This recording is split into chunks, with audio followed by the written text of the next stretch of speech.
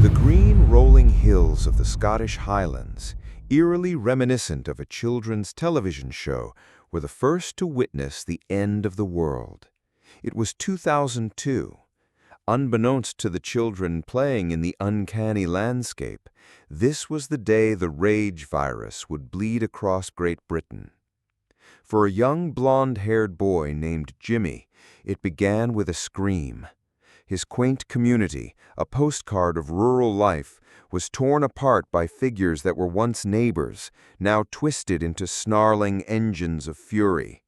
They were not zombies, but living humans, their minds burned away by pure, undiluted rage. Jimmy's family was consumed in a storm of blood and teeth.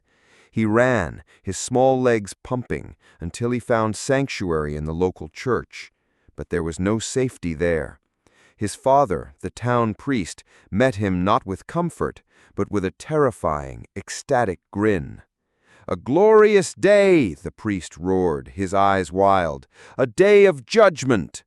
He saw the horde descending, not as monsters, but as angels of a new, violent covenant. He pressed a simple cross necklace into Jimmy's hand before turning to face the infected, his arms open in welcome. He was devoured, becoming one of them and leaving his son's fate a terrifying unknown. 28 years later, a semblance of civilization clung to Holy Island, a coastal fortress off the coast of Northumbria. Connected to the mainland only by a causeway that vanished with the high tide, it was a sanctuary protected by the sea and the flag of St. George, patron saint of soldiers. Life was communal and structured. It was here we meet Spike, a boy of 12, about to undertake his first mission to the mainland, a rite of passage most boys didn't face for another 2 years. His motivation was his mother, Isa. Her mind was becoming an island like their home, her memories fracturing and drifting away from her. The film's jarring jump cuts mirrored her disjointed thoughts, a result of a brain cancer they had yet to identify. Her name, fittingly, meant island. Spike and his father, Jaime, ventured across the causeway into the hauntingly beautiful, empty countryside. Herds of wild deer roamed free, a placid mask over a world where death lurked behind every tree. They soon found it, a lone infected, a solo, scavenging for worms. Following his father's instruction, a grim parody of Kratos teaching his son to hunt, Spike drove his blade into the creature's neck. The kill was a blur of impossible motion, the world slowing and stuttering around the point of impact. Their mission led them to an abandoned cottage. Inside, a horrific tableau awaited, a man tied upside down, the name Jimmy carved crudely across his torso. A warning? A punishment? Before they could process it, a new threat emerged, silhouetted against the dying sun. It was an alpha, an evolution of the infected, larger, smarter, and unnervingly powerful, the rage virus acting as a kind of demonic steroid. Spotted, Jaime and Spike scrambled back to the cottage. Their plan to wait out the night was shattered when the chimney collapsed, forcing them into a desperate race back to Holy Island. The tide was not yet low, the causeway a treacherous path of churning water with the Alpha closing in. A well-timed ballista bolt from the island's watchtower saved them, and they were welcomed back as heroes. But the celebration was hollow for Spike. That night he discovered his father's infidelity, and the fragile peace of his world shattered. Fueled by whispered rumors of a doctor on the mainland, Spike made a desperate choice. He started a fire as a diversion, and under the cover of chaos, he and his ailing mother slipped away from the island into the infected heart of Britain. Their journey was a pilgrimage through ruin. In a derelict church, Spike was nearly killed in his sleep by a solo, only to be saved by Isa, who had no memory of her heroic act the next morning. They were stalked by a skeletal, emaciated infected, its persistence a constant, unnerving presence.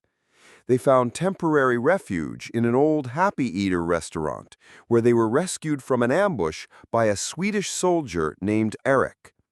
His military patrol boat had sunk. He was the last survivor. From him, they learned the most shocking truth. The rest of the world was fine. Britain was an isolated, quarantined nightmare. Drawn by distant screams, Isa ventured into an abandoned train car and discovered the source, a pregnant infected, writhing in the pains of labor.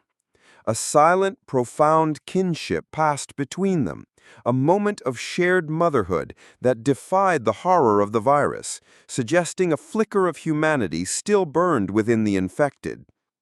When the baby was born, uninfected, Eric moved to kill it, convinced it was a threat.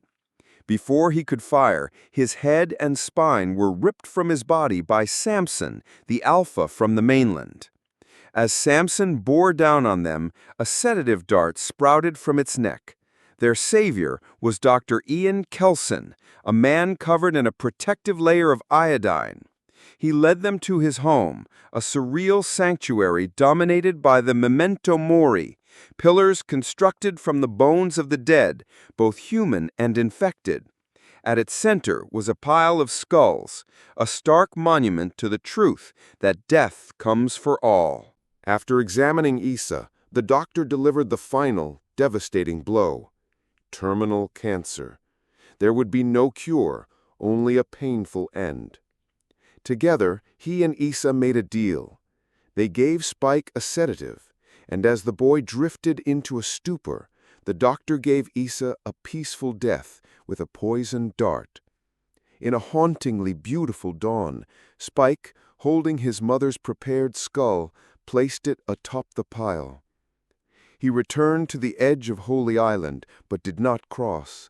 He left the baby, whom he named Isa, at the gate with a letter for his father. Then he turned his back on the sea, determined to walk until he could no longer see it, to carve a new life from the ruins. The years passed. Spike grew into a skilled and hardened survivor, hunting with an ease born of necessity. But the world was still hungry. One day, overrun and facing certain death, he was saved. His rescuer was a charismatic man with stark white blonde hair and a familiar cross necklace dangling from his neck. It was Jimmy, the boy from the church, now a man. He was the leader of a cult. Everyone wore tracksuits and had bleached white hair, their identities subsumed into his. Graffiti bearing his name had dotted the landscape of Spike's journey, a testament to his pervasive influence. He carried the unholy fire of his priest father, twisted into a Christ-like figure of a new violent faith. With a serene, unsettling smile, Jimmy welcomed the boy he had saved into his fold, a savior and a predator in one. And for Spike, the escape from one nightmare had led him directly into the heart of another.